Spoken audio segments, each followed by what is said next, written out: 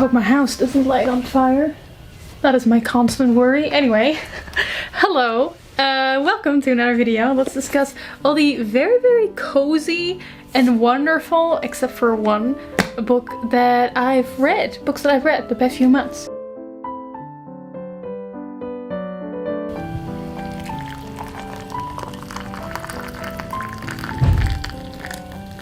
As always, I have my nice cup of tea, and lately I've been really into rooibos tea, and this one is a rooibos with orange, and those two flavors go very well together. I need to get this bag out of the cup. Anyway, because it's autumn, I've been taking this as an excuse to just really double down on the cozy, I want to say heartwarming, but a lot of these really aren't. I find them cozy, but I wouldn't say they're particularly heartwarming, some of these. But first, I have a package to open because this video is sponsored by Book of the Month, and I want to show you guys the books that I got. Book of the Month is a wonderful subscription service that aims to uplift new author and help you find your next favorite book. Every month you can choose a book from a list of new releases that have been perfectly curated by their team. So you know that that's going to include the best hyped, high quality new releases out there. And if there's any month where you don't like any of the options, you can just skip it. Completely risk-free. So these are the books that I chose for this month.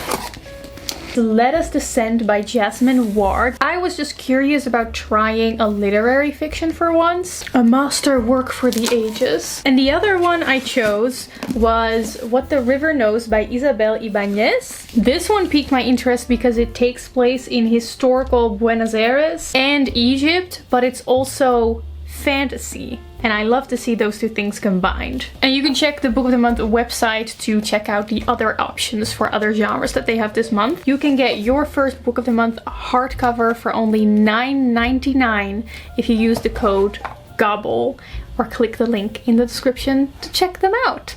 First book that I want to talk about is an audiobook that I listened to. It is Art Matters by Neil Gaiman, and it's like this really short audiobook that kind of combines a lot of his speeches, essays that he's written about art and creative work. I do still really highly recommend this book, or at least that you listen to one of his speeches on YouTube, because Neil Gaiman just has like a softness around him. It just feels so comforting to just listen to him speak, especially listen to him speak about the importance of art for children, for adults, anything. And above all, of course, the importance of stories and books. So I think this book is great if you are a lover of books, but especially if you're someone who does something creative, whether for work or like as a hobby, or if you're a writer maybe, or if you're like me and you recently kind of fell down this rabbit hole of watching Neil Gaiman interviews on YouTube.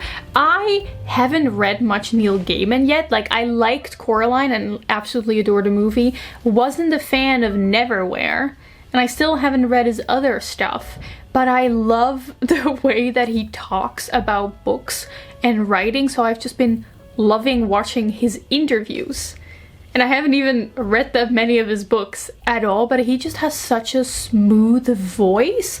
Like I said, everything about the way he talks and the way he presents himself, always in his all black outfit, is so comforting. He also gives genuinely interesting advice. Like, I love hearing authors talk about their career paths, and I also learned that Neil Gaiman started out as a journalist and he wrote nonfiction, which you never really hear about anymore now that he's like such a huge author. And I think, again, there's some kind of comfort in knowing that he started someplace that is very different from what he is known for now. Something that really stuck with me was the fact that for his first job, he just straight up lied.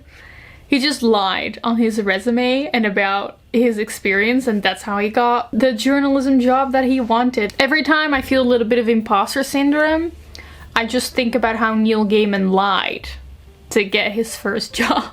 And I also really liked this metaphor that he gave about like chasing your dreams and such, that you should envision your creative dreams as like this mountain in the distance, and with every decision you make, you decide whether it gets you closer or further away from that mountain.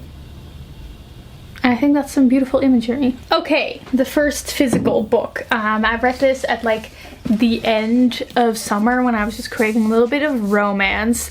I read the newest Ellie Hazelwood book. You know, she is known for The Love Hypothesis and Love on the Brain. All of the basically Kylo Ren and what is her name? It's been a while since I've seen Star Wars. Rey? Yeah, Rey and Kylo Ren fanfiction that has basically been published with different names. I really did not click with The Love Hypothesis, but I still wanted to try out her newest book. Right now, I'm going to give you a list of all the things that I really didn't like about this book, and then I will talk about why I gave it 4 stars anyway. So the humor in this book is extremely quirky to the point that I personally find it cringy. I love quirky little books, but this one, I cannot describe it any other way than millennial core. So sorry to say it like that. But it is the best description. Every single thing the main character does is to make her seem really quirky, but it's just a little bit, it's like, who would do that? Like, the one example that I can think of is that she has like a crack in her phone screen that kind of looks like a vagina. So she constantly refers to her phone as the iTwat instead of just her phone, which is like, you know, it's the kind of quirk where I'm like, that's just really not very funny. If I knew someone who did that, I would find them a little bit annoying and not particularly funny, sorry. But I understand that that is very, very subjective, but it just really didn't click with me personally. Also, you know what Ellie Hazelwood is known for? For having these love interests that are just huge and immensely tall, and there will be constant focus on how tall they are. This book took this to an extreme, to such an extent that I felt like Ellie Hazelwood was just doing this on purpose. Like, she was doing it to satirize herself to some extent. So we follow our main character, who is a theoretical physicist, and she meets this dude who is a experimental physicist, and because of that they already have like a rivalry going on between them. And in like the first chapter that they meet, I started paying attention to it, and every single page, sometimes multiple times per page, there was a remark about how large and big and tall this man was. And the thing that really took the cake for me was the sentence, "He towered over me like a towering tower." I'm going to assume, like, I'm pretty sure that was meant as a joke, but it's things like that that really just make me feel like, okay, Ellie Hazelwood, she's just taking a little laugh at us right now. She's doing this on purpose. She knows that she's known for these ridiculously tall men, so now she just starts writing things like towering over me like a towering tower. Third thing I didn't like is Ellie Hazelwood has the tendency to make her love interests unintentionally creepy when they're clearly supposed to be cute. I'm hearing sirens in the background. That's the police coming to get these love interests. I want to give an example so you can understand what I'm talking about, but obviously that is a spoiler, so I'll put like spoiler on the screen in case you want to skip it. At some point, these characters, she's like staying over at this dude's house, and they're not really friends yet. Like, it's just circumstantial that she has to sleep over at his house. And while she's laying in his bed and he's somewhere else, she opens his nightstand drawer, and there she finds a picture, just a singular picture of her that he apparently keeps in his nightstand. And this is played off as like a cute thing. Ugh. If I was sleeping in a man's house that I am not close to, in fact we don't really like each other, and I find that there's a singular picture of me in his otherwise empty nightstand drawer. Oh, I would really run away. And there are multiple instances of little things like that that really broke through the otherwise very, very cute romance. Because like I said, I did give this 4 stars. The whole point of this book, the main theme, is that our main character has to learn to be herself and to stop being a people pleaser, because she is a professional fake dater.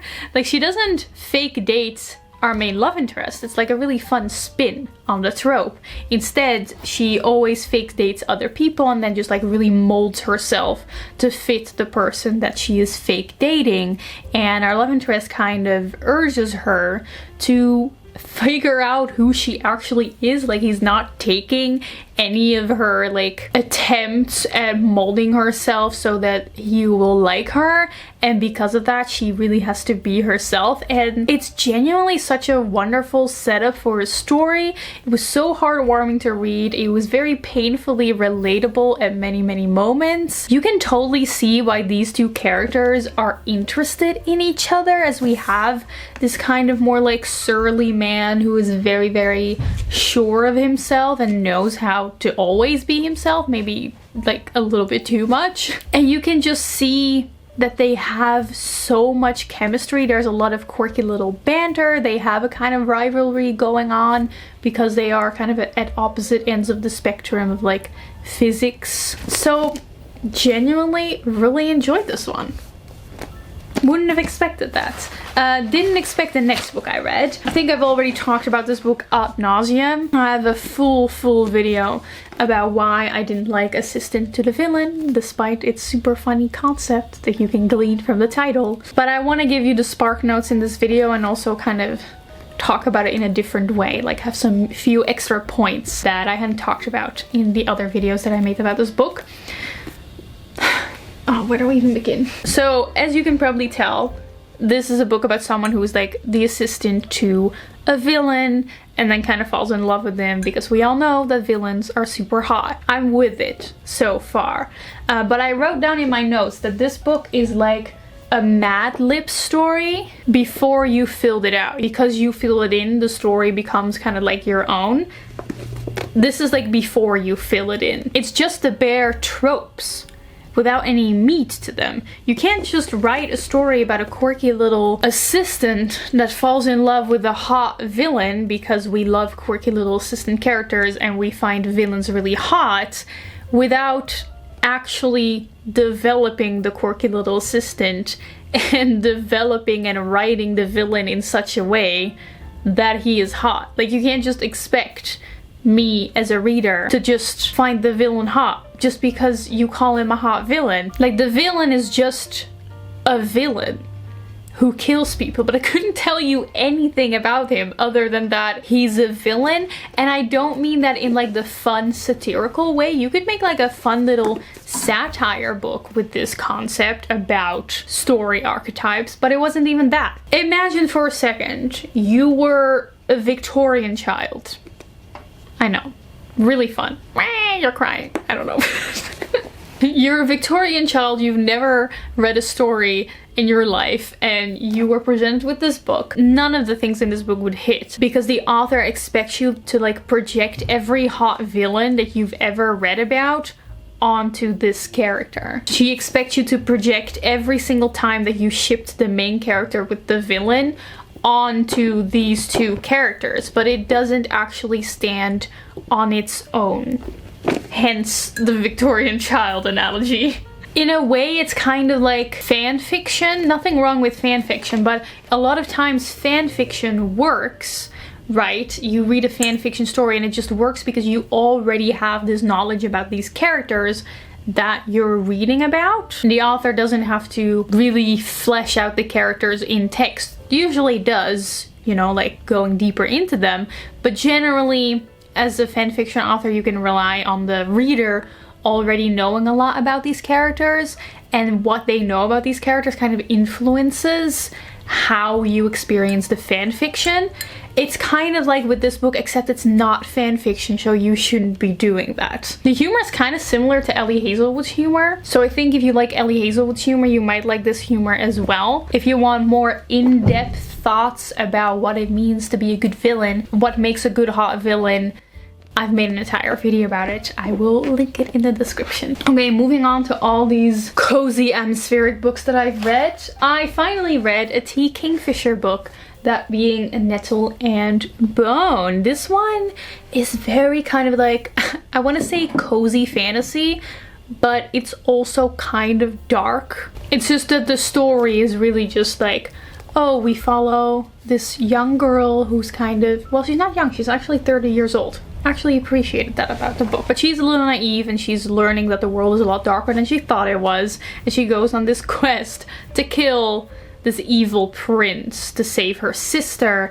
and the entire book is just this fun little quest where we constantly are introduced to new little characters that are joining our little fellowship. One of them is like a graveyard witch. The other one is like a chicken infested demon. No. A demon infested chicken. A chicken infested demon. What would that even look like? There's creepy dolls and dead kings, so the overall atmosphere of the book is kind of dark, but then it still feels very cozy, and it's exactly that interception that I love. I will admit that the plot is not particularly interesting. There aren't particularly very high stakes. You mostly just go from place to place to place. The characters weren't that memorable, or the plot wasn't that memorable, but what mostly stuck with me was, one, the character designs, and I think I've mentioned this before, but I really miss good character design in book characters, where you can visualize these characters so well because you just feel like they look really cool. And the second thing that really stuck with me were the locations, because the characters kind of travel around a lot. There are these beautiful, unique fantasy locations. My favorite being the Goblin Market, and I won't spoil what that entails, but I guess you can kind of guess. I just love markets. Magical markets in books. Best trope. It does also deal with interesting themes, like going up against these like evil powerful men. It kind of deals with the question of what does it mean if you set out to kill someone. There's a moment in the book where one of the characters is like, yeah, the prince deserves to die, but you don't deserve to be a killer. Interesting. It just dragged on for a little bit too long because the plot just didn't have that punchiness. It didn't have those high stakes and like high emotional beats that really makes me love a full book. So I think I would have liked it if it was shorter, which means I should probably read T. Kingfisher's other books that are novellas. But still, really great. Would highly recommend. Oh, the next one. It's Slewfoot by Brom. The book with the pretty illustrations that I keep showing in every single video, but I will never stop because I love creepy art. It's so beautiful, and the author makes this himself. That's goals. This entire book, it's not very long. It's only 300 pages. It's not a particularly complex or intricate plot line. It's just a witch power trip. It's about this girl that is not listening to what people want from her. They want her to be subordinate as a woman, because this takes place in like a colonial Puritan village in Connecticut, I think? Yeah, Connecticut. So, you know, the people went a little... They had their pitchforks ready if a woman was being subordinate, and she gets accused of being a witch. And hey, plot twist, she actually becomes a witch because she gains this power from this like devil question mark. Is he a devil? We're not entirely sure, and neither is he. But he does give her power, and the entire rest of the story is just about her dealing with the fact that she's accused of being a witch, and just these interesting neighborly town dynamics that I find very interesting. They're very cult-like. And then it's also just her being really cool and getting revenge on everyone that has ever wronged her. Just, what a fantasy to indulge in. I loved it. The vibes of this book are very similar to the movie The Witch. If you liked that one, that like creepy small town witch vibe. And I don't mean like, ooh, it's small town witchy vibe. Woo! No, it's like, ooh, it's a small town and you're being accused of a witch vibe. Very different things. And there was also a lot of nature imagery in this book because the magic is very nature-based, which is my favorite thing in the world. Reminiscent of Princess Mononoke, if it was a lot creepier. If that sounds like the perfect combination to you, like creepy Ghibli, this has that.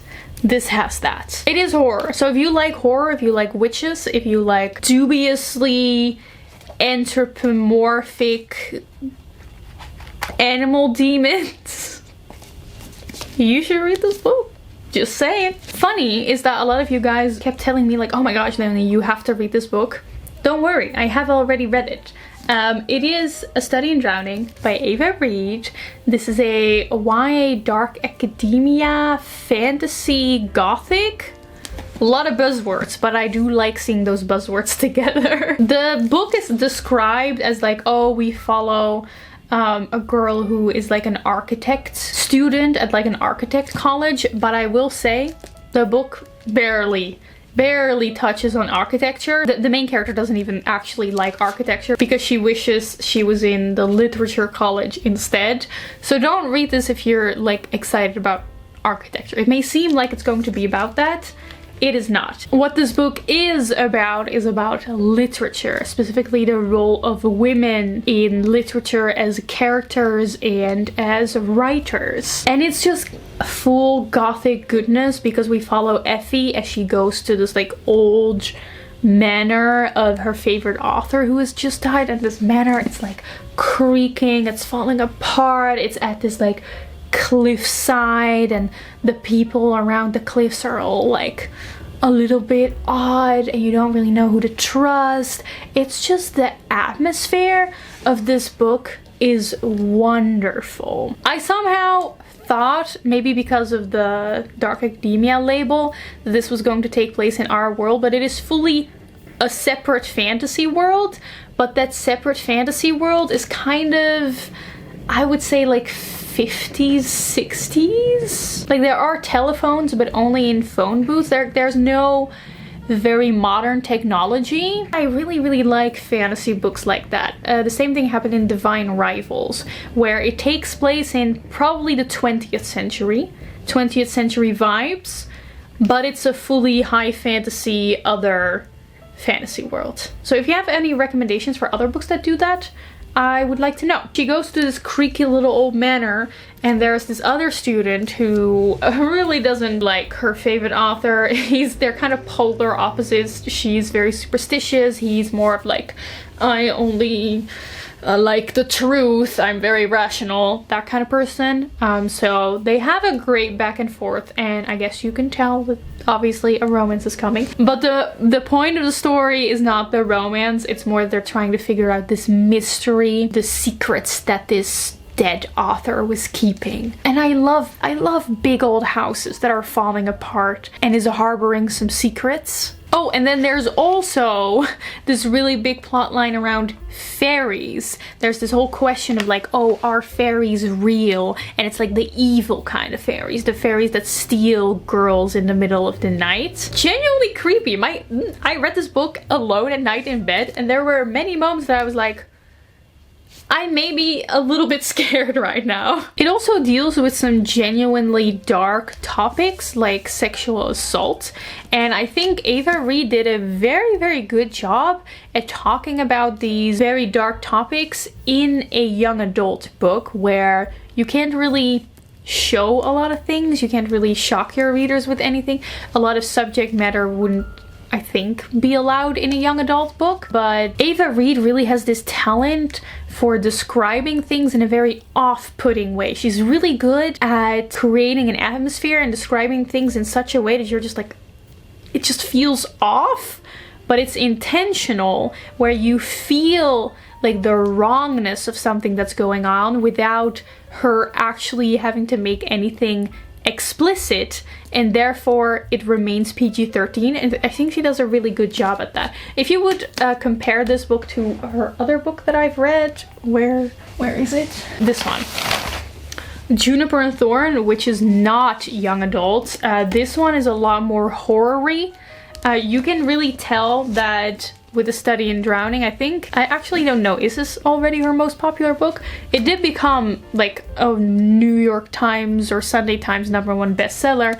You can tell the way she has written this book is a lot more commercial, not in a bad way. This book is way less horror-y and off-putting and weird than this book. So if you love that about her in this book, just keep in mind that this is young adult, so she can't really go the straight horror route. You can still see the way she uses her beautiful writing style to tackle some dark topics. And Ava Reid is very quickly becoming one of my favorite authors. I will say I have some complaints. Like, this would have been like a full 4-star read, or like maybe even 5-star if it wasn't for a few things. So the romance is like, it's academic rivals to lovers, but I didn't really feel a lot for them, but I was happy for them. The plot is also very predictable. I predicted the plot twist very early on in the book, but I wasn't particularly mad about it because the plot twist just fit the theme of the book so well. I do feel like it shouldn't have ended any other way. Like, I would have been more disappointed if I turned out to be wrong with my prediction. The biggest disappointment for me was the ending of the book. So I want to go into a little bit of spoiler. And again, I'll put up spoiler so you can skip it if you don't want to hear the spoiler. But at the end of the book, where we finally meet the fairy king that we have been anticipating all book long, that has been made to be this really scary thing that I've really come to fear. We finally meet him, and then he just dies within 6 pages. I think I counted, he is on screen for 6 pages, and then he's just killed. It was so anticlimactic for me. And then the whole end of the book is just a character explaining the plot twist and just explaining to us, like, this is what actually happened, instead of weaving it into a story. So I was genuinely disappointed with how anticlimactic it was at the ending. So that's why it's not like a 4.5 stars. But still, absolutely wonderful. Highly recommend if you like gothic stories. And then lastly, I just want to quickly mention that I did finally finish Jane Eyre. I'm not going to talk about it right now because I talked about it before. It's just, I realized somewhere this year that I never actually finished it and hadn't read like the last 100 pages of the book. I did, finally. And a video about it will be coming. The book I'm currently reading is Wuthering Heights by Emily Bronte, and I actually ordered a Kindle. I'm gonna be an e-reader girl. I'm so excited about it, and I'm going to be reading Mask of Mirrors. A friend of me recommended it to me. Apparently it's been kind of making the rounds on TikTok as like a book if you like Six of Crows. So that's gonna be my next read as well. If you've read it, let me know. Thank you for chilling with me again. If you would like to chill with me more often as we talk about books, subscribe to the channel. We would love to have you here. I want to thank all of my patrons with a special shout out to all of my elite Patreon members, and a warm welcome to the newest elite members, Ellie, Dana Marie, and Clara Elmqvist. Welcome! I really hope you enjoyed this video, and I will see you soon in another video next week. Alright, goodbye!